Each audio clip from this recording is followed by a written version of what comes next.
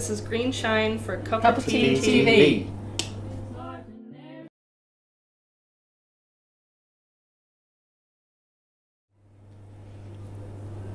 Ellie. Oh, me. Okay, well, for me, it's kind of more a case of prevention rather than curing. So, like, I feel like as you get older, less things have like an awe-inspiring effect on you. So you've less wonder in your life. And I think that when like you hear a really, really perfect lyric in a song or an amazing chord change or a great melody, I think that has the power to inspire awe in you. And those like little moments of wonder just keep the spirit up, I think. So keep you elated rather than letting you deflate, yes. For me, the most important things in my life are my family and music. And there's not a huge amount beyond that I find important at all.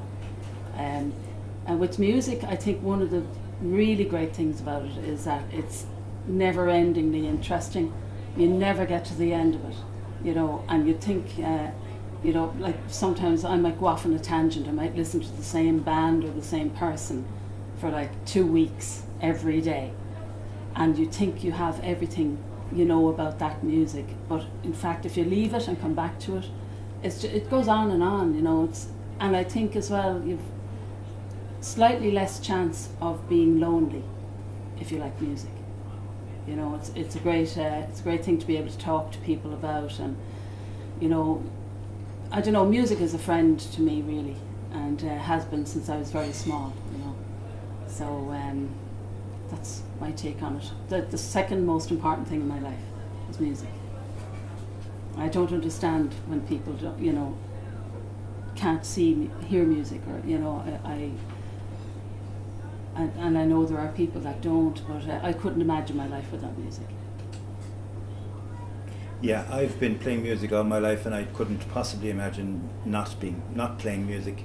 I also teach music in Cork Prison, and I've seen like people who've had very little direction in their lives who've taken to music, and it has totally changed their lives. Not everybody, of course, not 100% success, but definitely the people who do take to it, I've seen a complete change in much more direction in their lives. The relief of stress, the amount of time that it takes to accomplish being a decent musician, but you don't notice the time going by. So it's a huge hobby as well as anything else.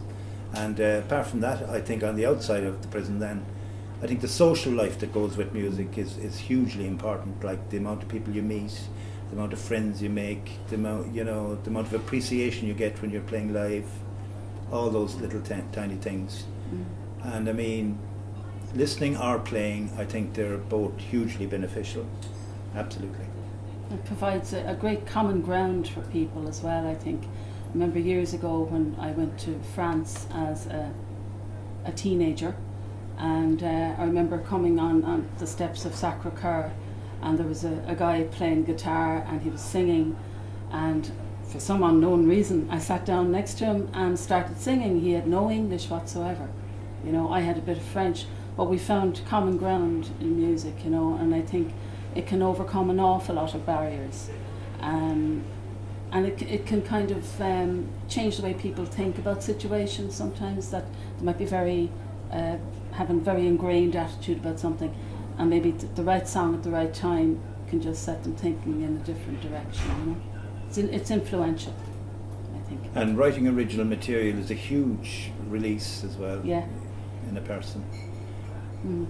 Like there's so much stuff comes in all the time, especially nowadays with the internet, and you're like a passenger in your own life nearly. You're sitting there and the world is coming in and coming in and coming in, and there's nothing going out. And like Noel said, like it's a great release to actually sit down and just get some of that stuff out again. You know, it really is like a huge sigh of relief.